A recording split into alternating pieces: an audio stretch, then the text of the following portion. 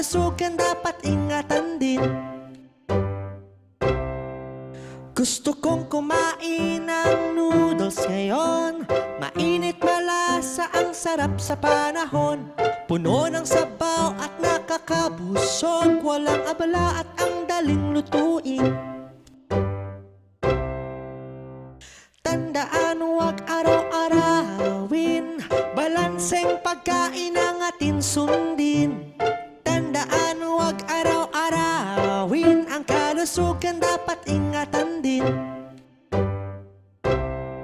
Ngunit kung palaging noodles ang kinakain, vitamin at lakas mawawala sa katawan. Sa kanyang alat, ito'y nakakasama, kaya huwag ito araw-arawin. Tandaan, huwag araw-arawin. Balanseng pagkain ang atin sundin.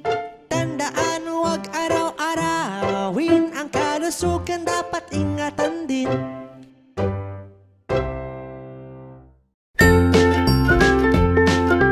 Mga bata, huwag kalimutan i-like ang video, mag-subscribe sa aming channel, at pindutin ang notification bell.